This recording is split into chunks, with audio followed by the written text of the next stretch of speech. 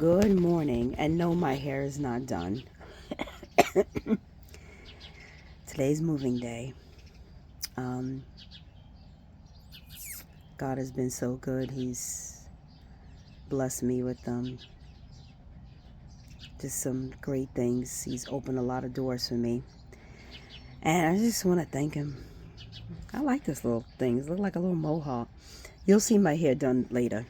You know, I used to be very self-conscious about my hair. I was made fun of for my hair when I was little, for my little afro. And I was such a cute little, my mother used to call me her Carmel baby. And I had the cute little afro, and the little crew kids used to make fun of me. But I love my hair. It's not, I just stuck it up like this a little bit so it'll look a little bit presentable, but I have to comb it and stuff. But I think we need to be vulnerable and stop trying to be this plastic um, face to the world. Be who you are. I'm learning to be authentic, y'all. I'm learning to know what I like and stick with it. Um, when I was looking for an apartment, like I said, I've been back home many years after my separation and divorce from my husband, my ex-husband. But uh, too many years, And I've tried to move before, like 2 or 3 times, and it never worked out. So this time, God says, "This is the time. I'm opening the doors for you, giving you this opportunity."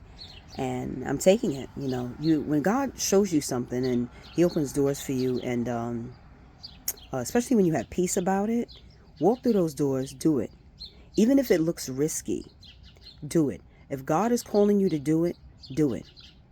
Like Abraham in the Bible, he had to leave his family, and when God told him to, you know what I mean? He didn't even know where he was going. So sometimes what God asks us to do, yes, we have peace about it. Might have a little bit of worry here and there. We're human. But I'm just saying that sometimes God asks us to do risky stuff. Faith is risky. God took a risk on us when He made us, and then we sinned. We went against Him. And, excuse me. God takes risks, so we have to take risk on Him too. And He's the faithful one. We're not faithful. you know, we mess up here and there, you know what I mean? But He's the faithful one, so we could depend on Him. I'm learning that. I didn't think I was worthy of things like this.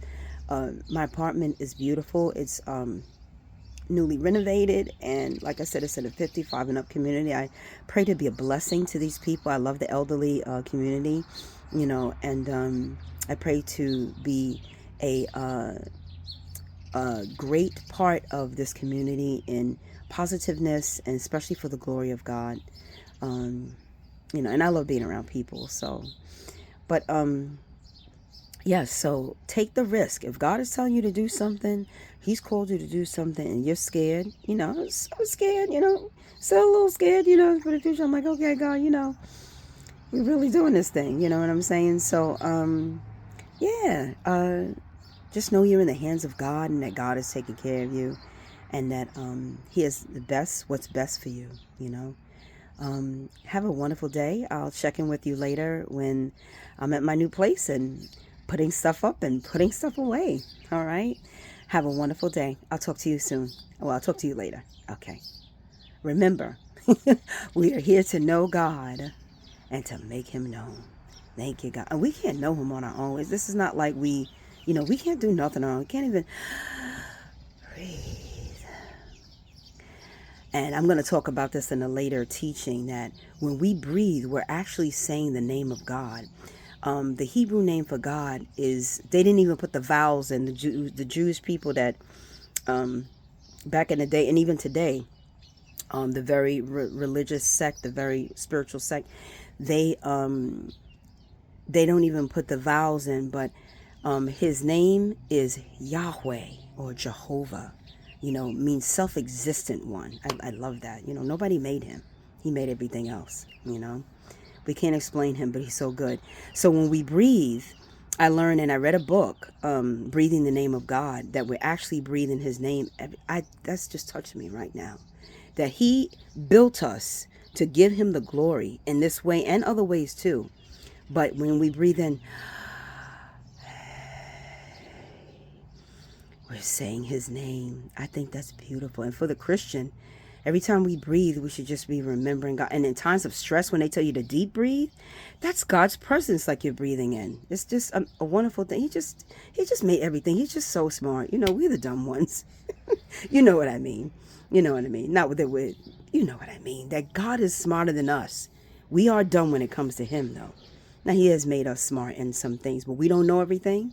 And when it comes to God, oh man, he takes the cake.